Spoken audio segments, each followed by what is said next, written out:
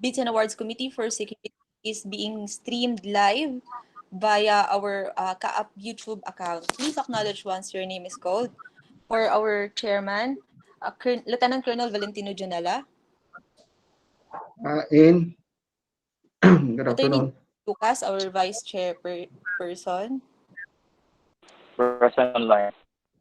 Afternoon, sir. Captain Dante Langkit. Engineer Elmer Gomez. Yes, I can hear you. Engineer Elmer Gomez. And Miss Jocelyn. Present, ma'am. Present. Afternoon, sir. Miss Jocelyn. For our end user, Colonel SIS Central Office. For our BAC Technical Group, we're BAC Head, Attorney Frank Edward Marty. Present online. Attorney Nestor Mendoza. Engineer Joffer and Joseph Torrefranca. Present online, good afternoon. Engineer Michael Macabenta. Engineer Odessa Cortez. Present po. Miss Maria Tricia Santa Barbara. Present po. Mr. Mark Kevin Badua. And Miss Vanessa Caime. For our back secretariat, the overall head, Dr. Rolly Bayaban. Yours truly, Irish Presyon. Attorney Bo Masiglat. Yes, present. Engineer Sunny Villabert. And the minutes taker for today's meeting, Miss Ira Mindanao. Sir, also in attendance are the other members of the back secretariat and our observers from the COA and we also sent our letter to PCCI and ASFI. That's all, Mr. Chair.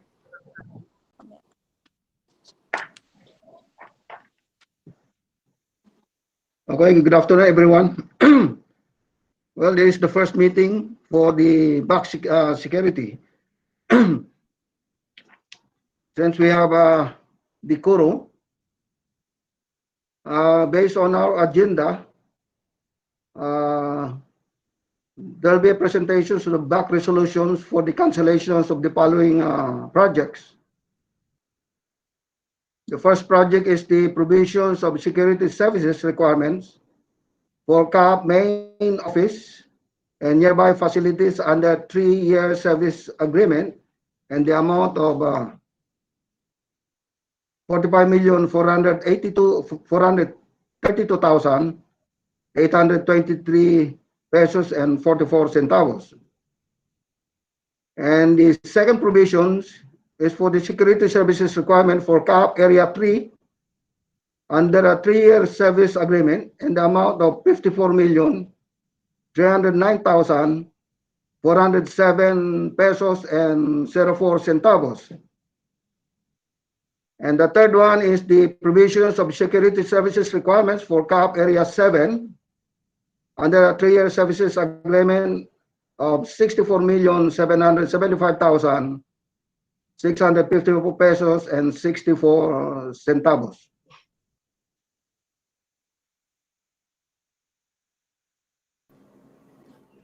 With regards to this resolutions, any remarks or comments from the member? Mr. Chair, if I may. Sir, this is from the Technical Working Group Head, sir. Yes, go ahead. Okay, sir. Sir, the TWG would like to present the back resolution for further for the appreciation of the members of the committee, sir. We would like to request the Secretariat to flash on screen the resolutions for these 3 projects in order for the members of the newly reconstituted members of the back security to look at this resolution issued by the Bids and Awards Bravo, who previously handled the back security services. So,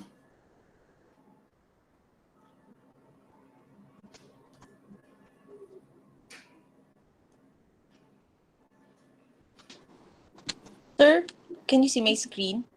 no, Attorney Irish. I can only see a black screen.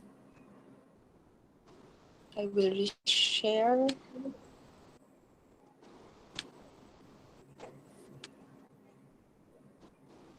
Okay, yes. Attorney Irish, can you enlarge the document, please? So, Mr. Chair, and to the members of the BAC security for security services, this is the BAC resolution issued by BAC Bravo, who previously handled the procurement for security services. So, in this resolution, can we go to the last portion, Attorney Irish? BAC Bravo recommended for the head of the procuring entity to invoke Section 41 of the revised IRR of 9184, which is the reservation clause, in order to cancel the procurement for these three projects. To give us further details, sir, on what transpired in the previous procurement activity, may I request, sir, the CSI TWG member, Ms. Odessa Cortez, to enlighten or to share to the back the sequence of events for this procurement activity. Ma'am Odeng, please. Good afternoon. I will share the timeline or the project background for this. Ito ba yan? Sige na. Yes, sir. Attorney Frank and the end user Colonel Maglakip explain the Yes, yes, events. yes, ma'am, please.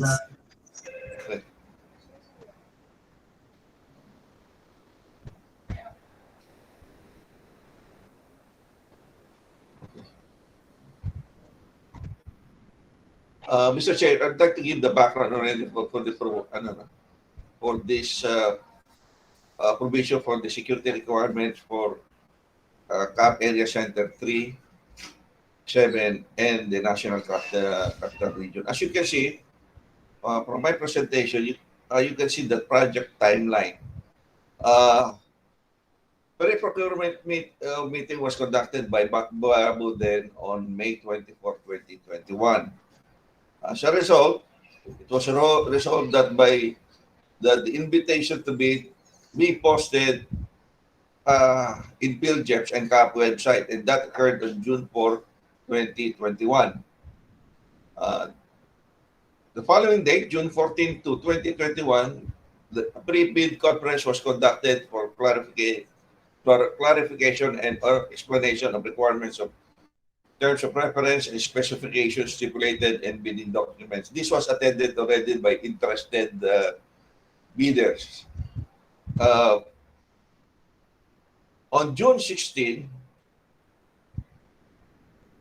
BAC Bravo received queries from Herstal Security Agency and Eagle Matrix Security Agency via email. However, the CSIS as end user received these clarificatory questions only on July 21, 2021. There was a delay. So what happened was the supposed schedule of the supposed submission of or response to the clarificatory question was supposed to be submitted on July 22, 2021. And CSIS did not have enough time to respond to this clarificatory question. What happened was CSIS was able to complete its clarificatory question on July 26, 2021. Very much, it was very much delayed, no? Dito. So, on July 27, BAC Bravo called for an emergency meeting to discuss on the issue. And during the meeting, the TWG presented the draft bid bulletin. However, the committee decided through voting to cancel the project and to issue a BAC resolution regarding the said cancellation. This decision was based on Section 41 of the 2016 revised IRR of 9184, which authorizes the head of the procuring entity to exercise the reservation clause. The said provision states that Hope reserves the right to reject any and all bids, declare a failure or bidding, or not award the contract in the following situation. For any justifiable and reasonable ground where the award of the contract will not redound to the benefit of government of the Republic of the Philippines as follows. If the physical and economic conditions have significantly changed so as to render the project no longer economically, financially, and technically feasible as determined by the head of the procuring entity. So by July 28, Bid Bulletin 3 was issued, posted regarding the suspension and or cancellation of the above mentioned project until further notice. Basically, this is the background, and currently the Beach and Award Community for Security is now in charge for the security for the procurement of security services for areas 3, 7, and the National Capital Region. We are open for a question, Mr. Chair.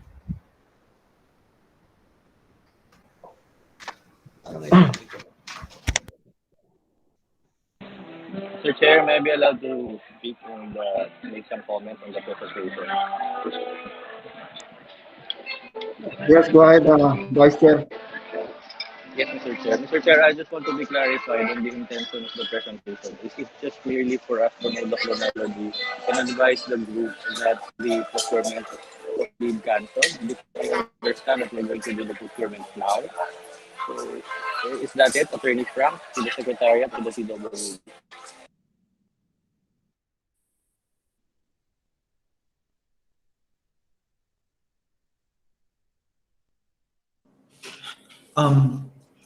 Mr. Chair, if I may respond to that, Mr. Chair, if I don't know if I did get the comments of our Vice Chair correctly. Sir, yes, we are to present the resolutions right now, and actually the TWG would also like to recommend the adoption of these BAC Bravo resolutions, considering that they were the one who officially conducted the bidding process for these items before. But my only comment to this, Mr. Chair, is that for item number 2.1, considering 2.2 and 2.3, considering that the the ABC of the project is more than 50 million, thus this would require the approval of the board, since the head of the procuring entity for ABC projects with ABC more than 50 million is the board, Mr. Chair. But for item 2.1, we recommend that the BAC Bravo resolution be adopted, declaring cancellation of the breeding procurement pursuant to Section 41A of the IRR and 9184. Thank you, Mr. Chair. Through the Chair, thank you for the reply of Attorney Frank. And with that, if there are no other objections from the other members, I hope I'm coming in clear.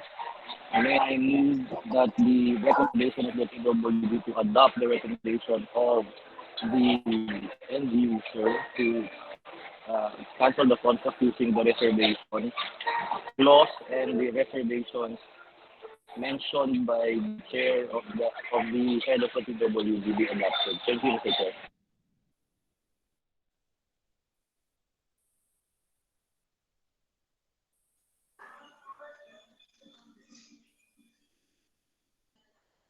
Seconded, Mr. Chair.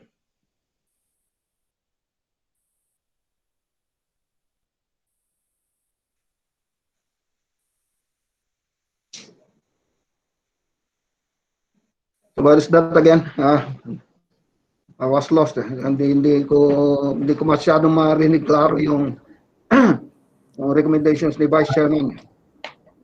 Mr. Chair, if I can just repeat the motion and and what was seconded by the member Captain Langit. Sir, the Vice Chairman move for the adoption of the TWG recommendation to adopt the resolution of BAC Bravo for the cancellation of the project and for the head of the procuring entity to invoke 91, I know, Section 41 of the 91. Captain Langit, sir.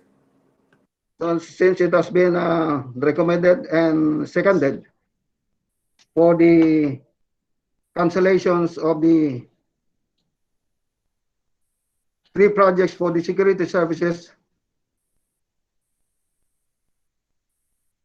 So it has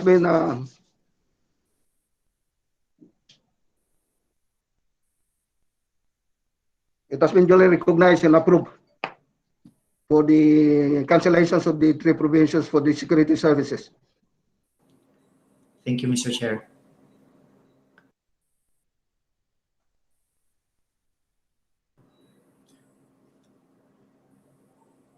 Sir, we can I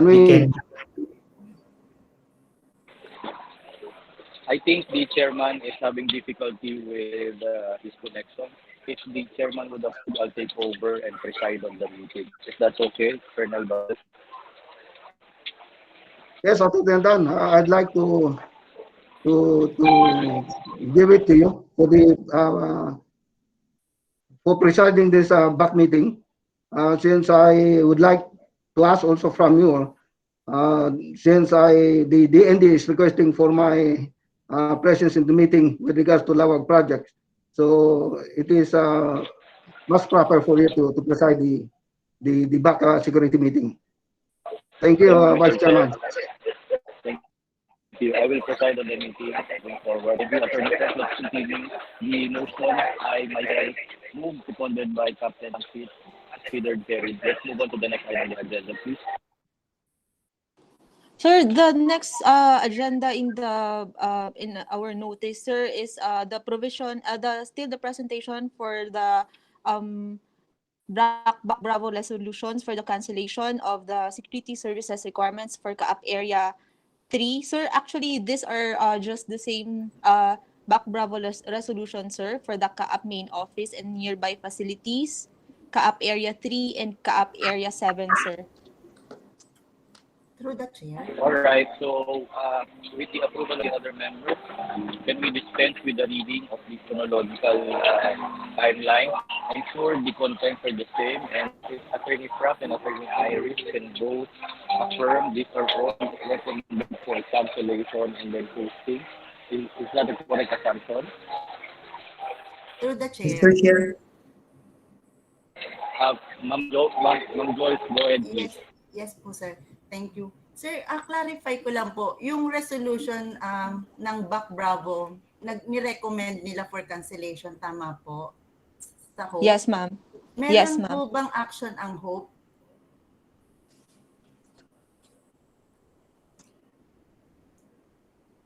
Attorney Irish. I think wala pang action ng HOPE. I think current BAC security will have to adopt that resolution.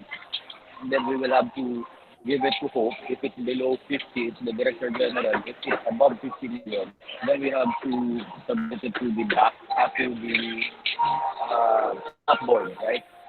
Can you confirm that, Attorney Frank, Attorney Iris? That's correct, Mr. Chair. That's correct, Mr. Chair. Thank you. Joyce, that's the answer to your question. I hope that clarifies. Okay, thank you, sir. Sir, we will be also Go ahead, Attorney Iris. we will also be sending for the information of the members, sir, and the members of the committee. We will also be posting this BAC Bravo resolution in our Viber group, sir, or we will send it in the email, sir. Just make sure that when you make the resolution, it's very categorical that we are really the new composition of the Division Award Security, really adopting the resolution of the previous BAC Bravo, right? In due deference to the expertise and the time given. And the recommendation as well of the end user, this is their recommendation. Those were their recommendations. right? We're simply adopting that in the interest of time so that we can move forward with the instruction of the chairman of the board moving forward, that we need to make sure that all contracts will be issued immediately. Okay, thank you.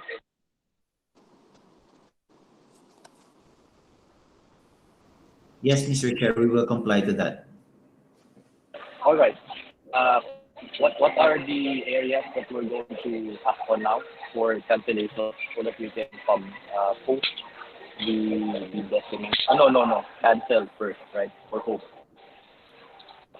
Sir, for under the security services for area 3 and area 4, that will, 3 and 7 will be for the board, and Central Office Attorney Francis. central office will be for only for the DG, Mr. Chair, to approve. Okay, 3, 7, and area center. NCR, NCR. yes, our main office. Right. Main office. Okay. So can I hear any motion to adopt the recommendation of the PWD to adopt the recommendation of the previous back? Sorry for the background music.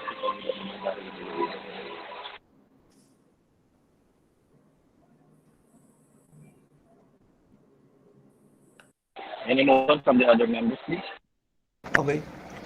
Well, Mr. Chair, may I move for the adoption? May I move for the adoption of the recommendation of the technical working group for the cancellation of areas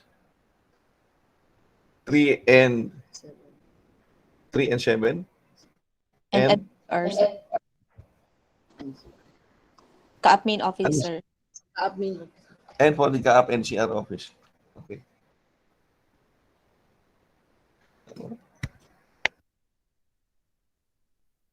Second motion, Mr. Chair.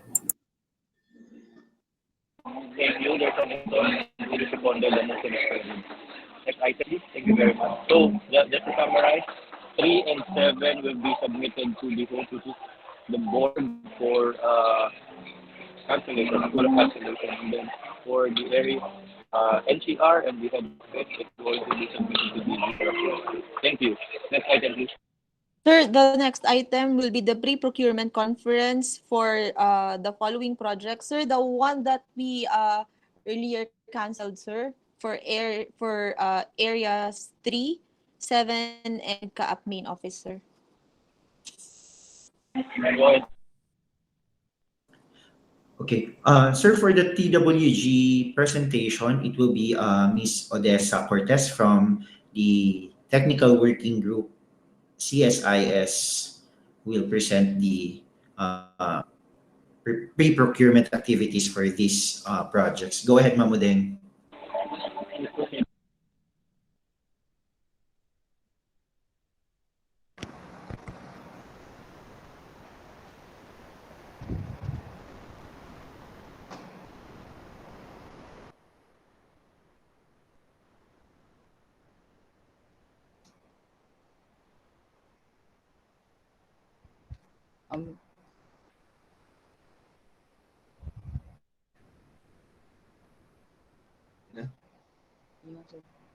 Nakikita na po. Attorney Frank, Wala. nakikita na po. Wala. Wala po. Wait lang po.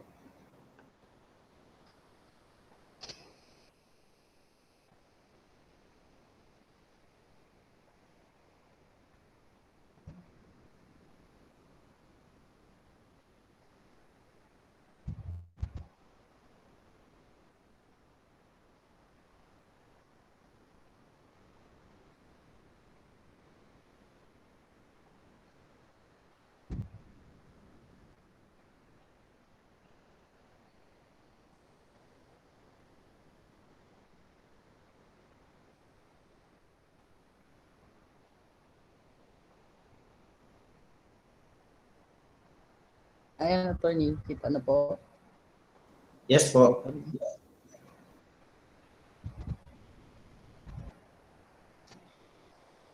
Nakikita na, attorney. Okay po. Good afternoon.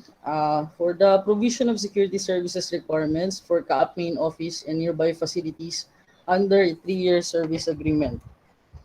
The EBC of the project for the first year only is 45,432,823.44. The following are the CAAP airports and facilities wherein the PSA guard shall be deployed. So for the main office, we have 11 sites and their respective addresses are shown. So for the deliverables of the prospective bidder, we have 5 categories.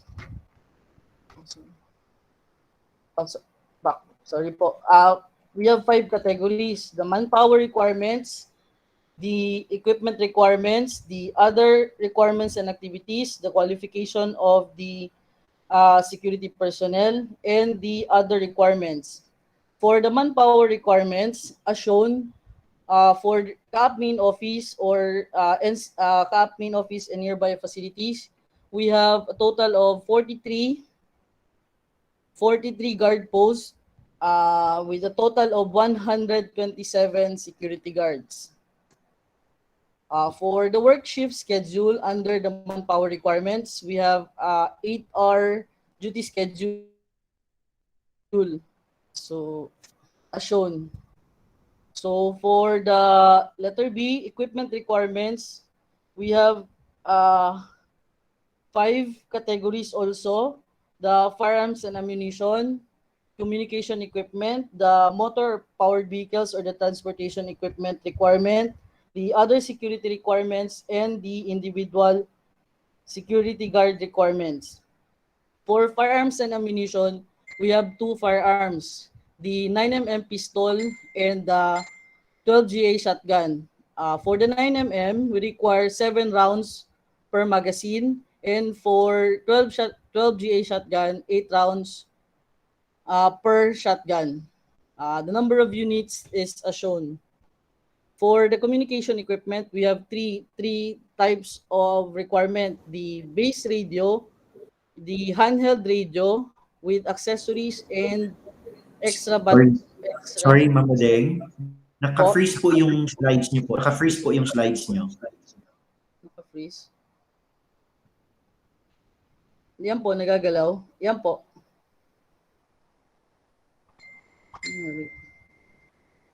Attorney, okay na? Gumalaw na? Hindi pa rin po. Oh, wait po.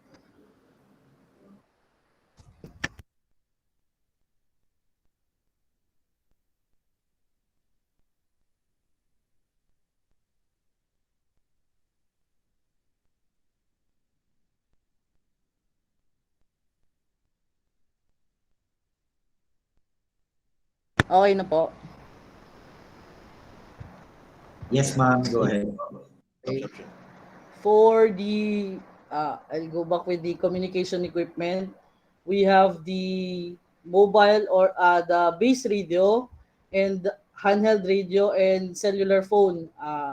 With handheld radio, we also have the extra battery for the handheld radio. For the transportation equipment or the motor powered vehicle, we require two types. One, a four-wheel vehicle, at least 2018 model with gasoline allocation and with markings on both sides, including the multi-siren and PA system. And for motorcycle, we require at least 150cc with gasoline allocation, also with markings, blinkers, and crash guards. For other security equipment, as shown, handheld metal detector, megaphone, under vehicle inspection mirror, searchlight, digital camera at least 14 megapixels, reflectorized vest, all weather marked with security, reflectorized glove, computer sets with printer, bandy clock or finger scan time attendance, and pre-numbered logbook. For the individual requirements for the security guards, we require 2 sets of Class A uniform, long sleeves with necktie and paraphernalias, raincoat, rain boots, medicine first aid kit or medical pouch, handcuffs, flashlights, night baton, and whistle. For the other security requirements and activities as shown, the activities such as the submission of the CSIS to the TOAN files of the security guards the the CSIS, then the screening and interview of guards by the CSIS, of course the training of ABSEC for security guards, then the technical inspection and acceptance process, and the actual deployment of the qualified private security guards. As shown po yung schedule or timeline for those activities. And for letter D, the qualification of security guards. We have three types of security personnel.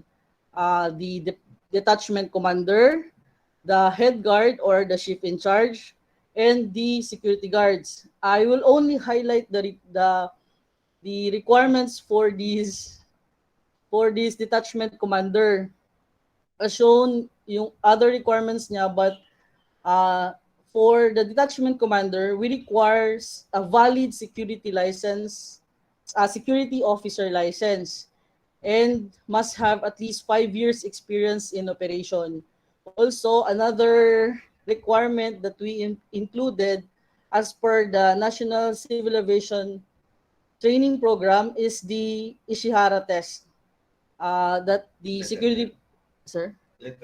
Letter L po, yung Ishihara test, yan po yung additional based on the NCAS-TP. So for the head guard, as I've mentioned, the number of years we require is 3 years.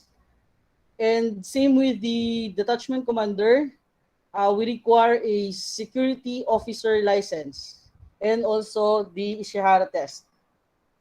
For the security guards, we only require a valid security guard license and must have at least 2 years experience as security guard. And same with the Ishihara test po. Then letter E, other security requirements includes the ABSEC training and the liaison office. We require all security personnel or the security provider personnel must undergo basic aviation security training and also recurrency every 2 years.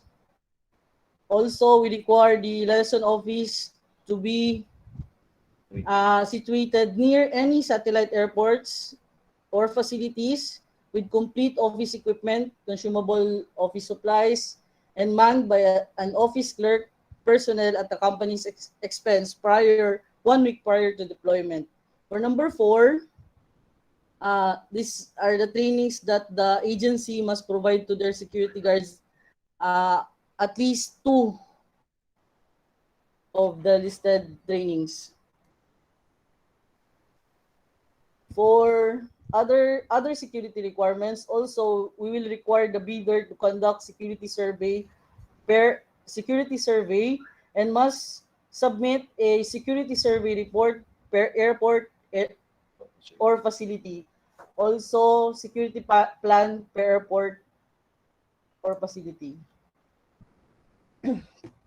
For the bid data sheet, ITB 5.3, we require 3 years, at least 3 years prior to the submission and receipt of bids. So they should have a similar contract that shall refer to contract involving provision of security services. For 7.1, subcontracting is not allowed. For 10.1, the requirements for the checklist for the technical and financial documents. For 10.2, the statement of ongoing government and private contracts, we require at least within the last 3 years prior to the deadline and submission of bids. And continuation for 10.2, the SLCC or the single largest completed contract, we require that they have completed within the last 3 years prior to the deadline and submission of bids. 11.1, we have the financial proposal sheet and the bill of quantities under the section 8 of the bidding forms.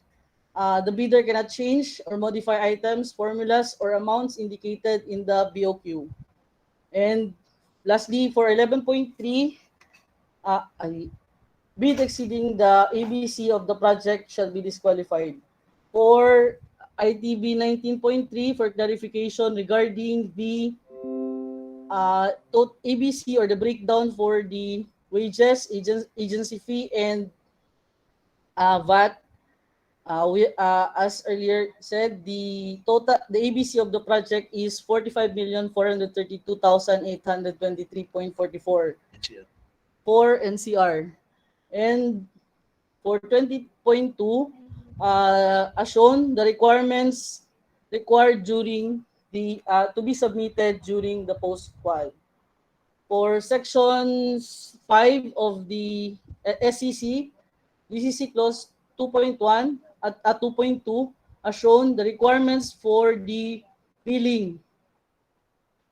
Payment shall be made upon presentation by the PSA provider of the billing for the covered period subject for the usual accounting and auditing rules and regulation. As shown po, yun yung mga requirements for the billing. Certificate of performance issued by the CSIS in the area attested by the area airport manager, official receipt of the remittances, SSS, PhilHealth, Pag-ibig, withholding tax, original, and 4 copies of the MODR or the monthly deployment report, certificate of prompt payment of salaries of security guards, and the copy of monthly disposition report, stamped and received by PNP Sosya. Sorry to cut you again. Just have one clarification para mabilis tayo. Who's going to issue the certificate for prompt payment? Usually, sir, sila yung sir. Sila po nagbibigay, sir. What are the parameters for prompt payment? I mean, how do you determine this prompt payment if they issue it themselves? In the month before, the previous month. Hindi, sir. Actually, this is the issue that we had when our attention was called by Mr. Rafi Tulpo in our program. So basically, the issue is more on the official submission of the remittances of SSS, PhilHealth, Pag-ibig, and withholding tax. I think that's different because there's a certification that they remit SSS, PhilHealth, and all mandatory requirements and remittances, right? But left number 4, certificate of prompt payment of salaries of security guards. Certificate of prompt payment of salaries of security guards. I think affidavit. It's the affidavit.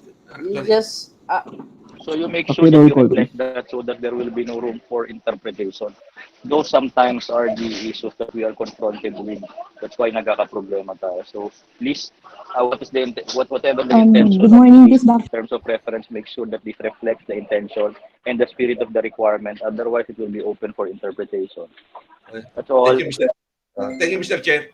Actually, this is part of the induction of the security agency. Before we start on the day of the posting of the guards, we conduct some sort of induction for the management or the representative of the security agency. Basically, it's more of the head detachment commander or head of the security. Operations. We teach them on the process of how to perform yung submission of their billing statement, Mr. Chair. WG, please make sure that you take note of that comment and make the necessary revisions before posting. Yes, Mr. Chair. Through the chair. Ma'am Joyce, yes, you recognize. Yes, sir. Siguro, sir, pwede pong padagdagan na din yung prompt payment of salaries and mandatory premiums. para sa SSS. Yes, yes. Apo. Very good Ano point, lang, ma'am. Very good point. Let's do that. Kasi last time napag-usapan namin na baka itong mga remittances, hindi naman namin na-check kung yun yung mga tao, baka kulang. Kasi OR lang ang nakikita namin sa billing eh. Yun lang po. mandatory. Yung Yes, screening. please direct that. Okay. Mr. Chair, if I understand it, yung what is being commented by Ma'am Joyce is yung screening nito should be done at the airport level already. Tama ba, Mr. Ma'am No, I Joyce? think the point, correct me if I'm wrong, Ma'am Joyce, is the number 4 requirement under 2.2 GCC clause. They should submit a certificate of prompt payment of salaries and mandatory remittances of security guards. Tama, Ma'am Joyce? Yes, yes, sir. Yes, sir. And my point being, we want to make sure who issues the certificate, because it doesn't state who issues the certificate of prompt payment. Is it the airport manager? Is it the security agency? Or is it CSI? Maybe let's decide now if that is within our jurisdiction, Attorney Frank. If it's not, then we leave it up to those personalities who have jurisdiction over this issue.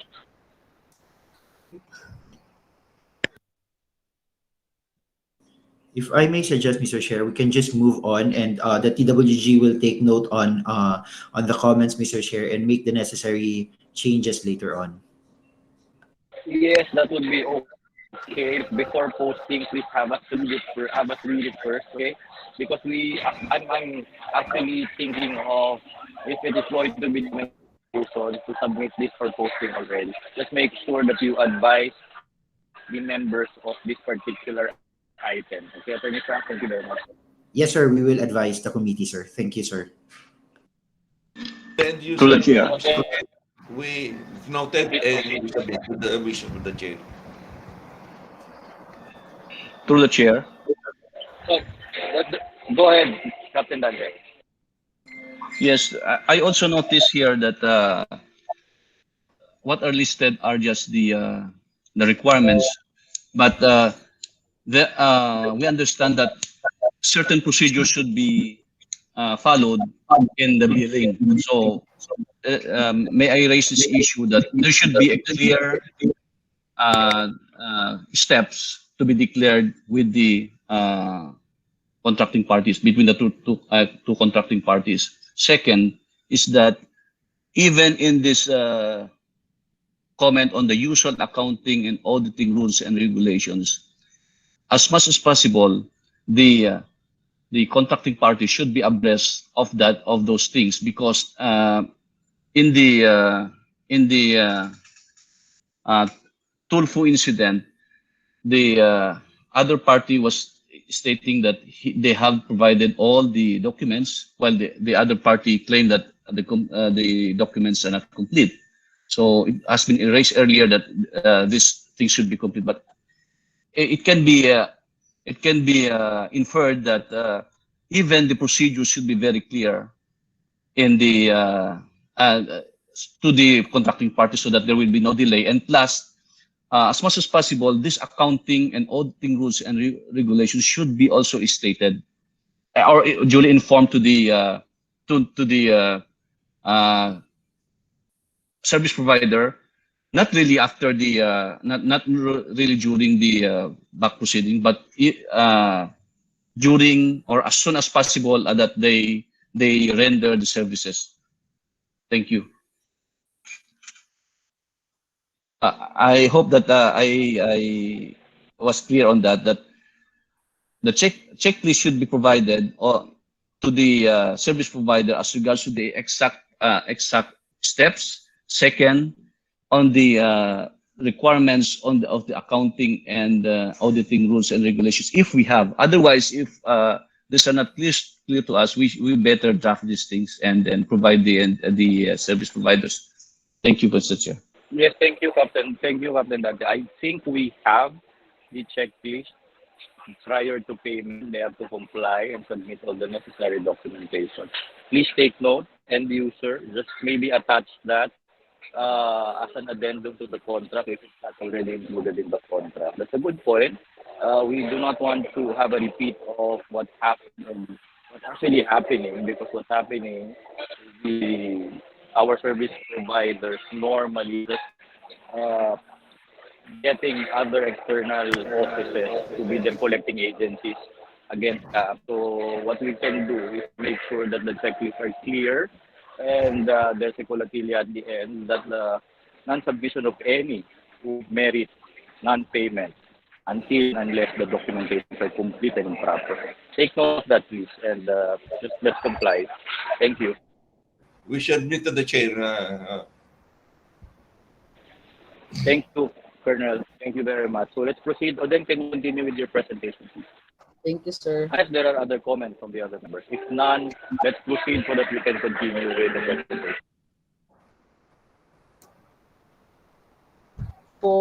Thank you, sir. For GCC clause 2.2, this is regarding the taxes that should be paid in full and on time, and its failure to do shall entitle the CAAP to suspend payment for the service delivered by the PSA. Performance of security services under contract shall likewise be in accordance with the terms of reference. Item 4. GC clause 4.0, the following shown are the inspections and tests that will be conducted and covered in the project: physical condition of goods, conformity of goods to the technical specification, authenticity of goods, and whether goods delivered are functioning. Non-compliance or violation of items stated in clause 4.0 shall result in cancellation or termination of security services contract based on the findings of the TIAC during the TIAC inspection of the project. That's all, Mr. Chair. Thank you po. Any questions po? These are all provisions included in the previous contract and previous terms of reference, right? Yes. That's correct, The sir. new one, the one mentioned by Colonel Maglake on NCAP. Yes. Hindi ko nakakain tanong niya. Ha? Ano yun? May seek for a clarification, Mr. Chair. I did not get the last statement. Yes, sir. I think what I'm asking is that are these old provisions that were included in our previous terms of reference already, and the new one is the one that you brought up, the NCAP?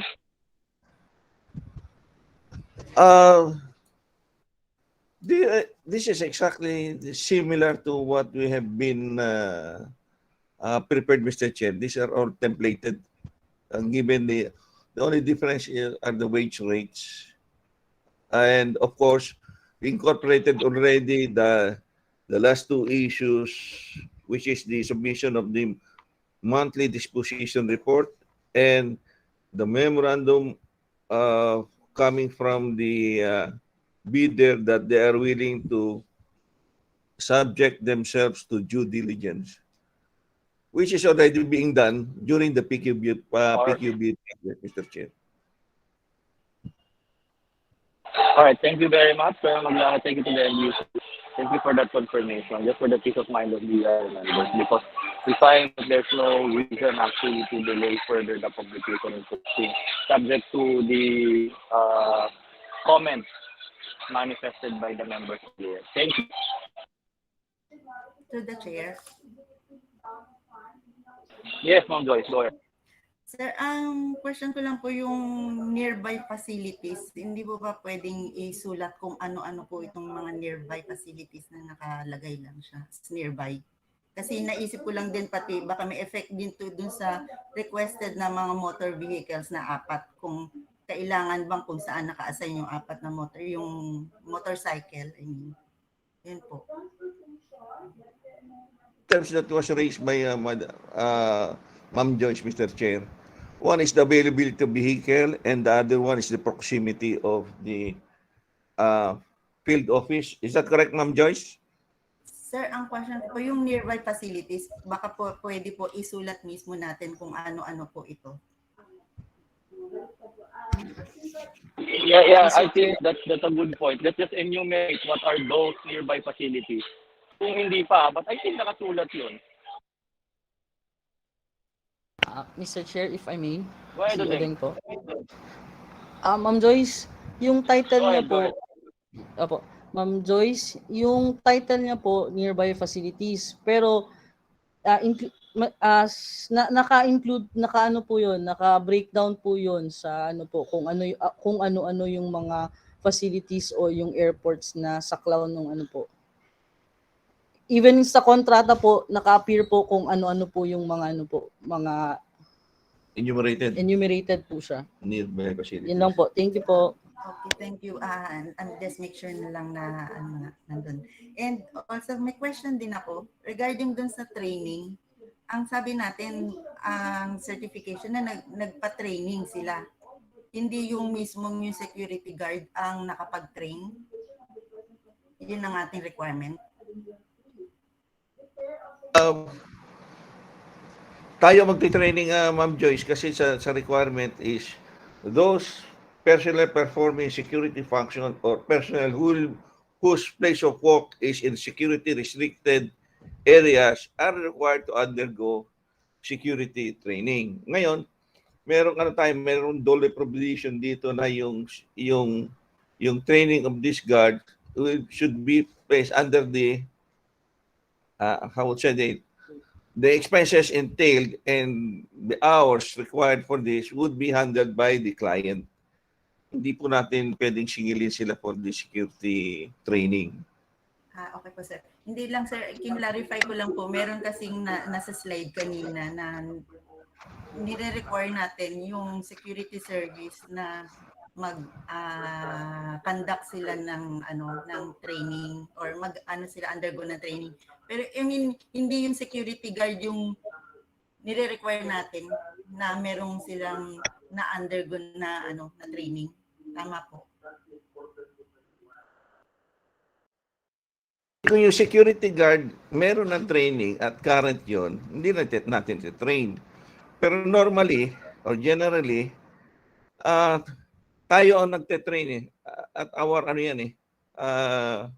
at our expense or at our own time, kasi dahil requirement yan ng NCASB naman, National Civil Aviation Security Program, which is being of which OTS ang nagre-require sa atin. Sila kasi may hawak ng NCASB. So tayo dapat ang nagte-train talaga. Opo, hindi, ang worry ko lang, sir, makapagpalit sila I think ang point. Yes, sir. Ma'am Joyce, can I clarify? Opo. I think, Colonel, ang point ni Ma'am Joyce is dapat per individual yung certification na trained rather than the security agency. Yun ba yung question mo, Ma'am Joyce? Yes, sir. Kasi po, ang worry ko lang na makapagpalit sila ng security guard na hindi nakapag-undergo ng training na kailangan natin. Kasi ang nire-require lang natin Yes, kung tama. Yes, so, okay. So, good point. Ano po ba ang requirement? It's the security guard to be assigned at CAAP at all trained o yung security agency dapat nakapag-train? I think, is it individual? Individual na, Mr. Chair, for clarification. Yung mga guards na related sa security natin. Sige po, sir. Clarify ko lang po kasi yung kanina nga sabi ko sa slide, nakita ko ang nire-require natin yung security service. Okay. Sige na, Ma'am Joyce. Thank you po. Hindi lang nagkaintindihan. Okay, let's clarify that again to ensure that there will be no areas that would be somehow open to interpretation. Okay, thank you. Good point, Ma'am Joyce. Any other comments?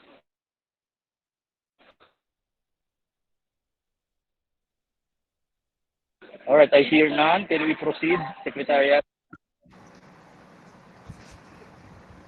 Sir, the Mr. next Chair, if I agenda... may. Yes, Attorney Frank. Adoption ba? Mr. Chair, the posting of these projects, Mr. Chair, would be subject to the approval of the cancellation of the previous projects as procured by BAC Bravo. All right, but I saw the amount. This is one for DG only, right? Yes, sir. Okay. I would also like to add that the publication posting will be subject to the comments manifested and the necessary revisions as manifested earlier. Thank you, Attorney Frank. Thank All you, right. sir. Noted. Go ahead. So I understand that the BAC is approving this for posting subject to the clarifications and revision, and of course the approval of the Director General for the cancellation. Thank you. Let's proceed to the next item. Sir, the next item is the pre-procurement conference for the provision of security requirements for CAAP Area 3 under a 3-year service agreement amounting to 54,309,407 pesos and 04 cents. Before we proceed with the presentation, can I just clarify, because I understand in one of the board meetings says that the term of the contract is 3 years, but it is renewable every 1 year. Do we still do we do that now? It is part of the contract. Yes. Yes, Mr. Chair. Maximum of 3 years, renewable every year. Great. Thank you for that information. Okay.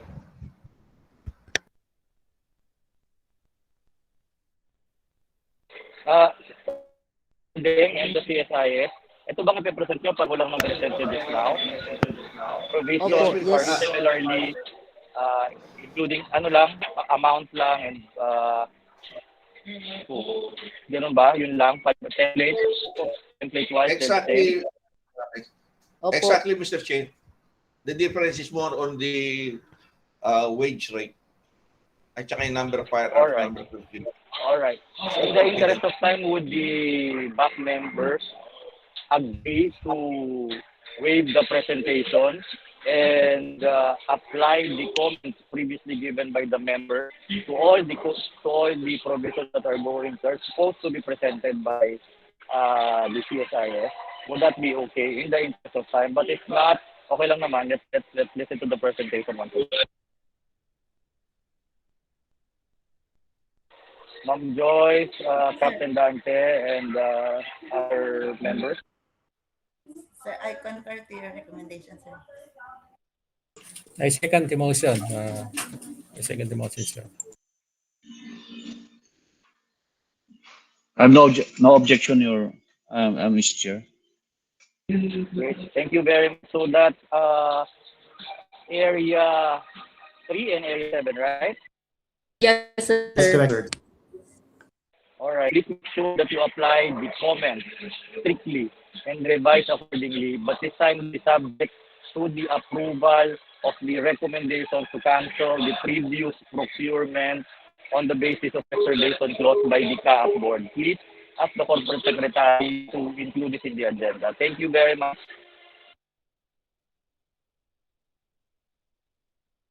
Thank you, sir. Next item, if there are any more. That is all for our agenda for today, Mr. Chair. Next is other matters. Go ahead, other matters. Sir, from the TWG, we do not have other matters to be discussed. Also none from Secretariat, other matters. also none from the Secretariat, sir. Members of the Vision Award Security, anything you want to discuss? I have not, sir. None, sir. Thank you, Ma'am Joy. Thank you, sir. None. Okay. Also none for the Thank end you, user. Captain Dante. Thank you very much to the members. Thank you, Colonel Maglaka. Thank you very much for the very active participation of our members. Very nice to hear from all of you. This would like to reiterate the instruction of the Chairman of the Board and the Director General to make haste with our procurement and make sure we release immediately the contracts, but we will comply with all the necessary legal and the procedural requirements of the procurement law. Thank you very much, everyone, for your attendance. I know everybody is busy. Thank you to the TWG and the Secretariat. With that, can I hear any motion for the adjournment of today's meeting?